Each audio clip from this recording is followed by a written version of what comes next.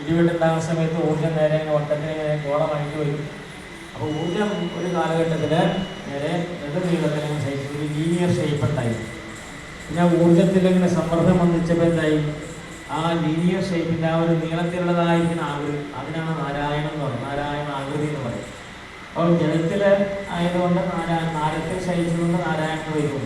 അപ്പോൾ ജലത്തിൽ ഇങ്ങനെ നീളത്തിൽ ശയിച്ചതായിരിക്കുന്ന ആ ഊർജം അതിൻ്റെ മധ്യഭാഗത്ത് പെട്ടെന്ന് പൊട്ടി മേൽപോട്ട് ഇങ്ങനെ വന്നതാണ്. ആ പൊട്ടി മേൽപോട്ട് വന്നിട്ട് ഒരു കുട പോലെ ഇല അങ്ങനെ പടർന്നു, ഒരു കുട പോലെ എന്ന് വീഴും. അപ്പോൾ അതിൻ്റെ പേരാണ് ലോകങ്ങൾ. അപ്പോൾ നമ്മളൊരു ഫൗണ്ടൻ ഇങ്ങനെ മേൽപോട്ട് പോയി കഴിഞ്ഞാൽ ഇങ്ങനെ പരന്നങ്ങനെ വരും. അതേപോലെ ഊർജം ഇങ്ങനെ ഇങ്ങനെ വ്യാപരിച്ചു എന്നാണ്. ആ വ്യാപരിച്ച ഊർജ്ജമാണ് നമ്മൾ ഈ ഭൂമിയിൽ ബ്രഹ്മാണ്ഡം എന്ന് പറയും. അപ്പോൾ അതാണ് ഭൂമിയുടെ ഉൽപ്പത്തി. പിന്നെ അതിൻ്റെ മുകളിലായിട്ട് ബ്രഹ്മദേവനെ നേരെ സ്വയമായിട്ട് ഉയർന്നു വന്നു. അപ്പോൾ അതിനെ നിയന്ത്രിക്കാനായിട്ട് ഭഗവാൻ തന്നെ നിശ്ചയിച്ച ഒരു ശക്തിയാണ്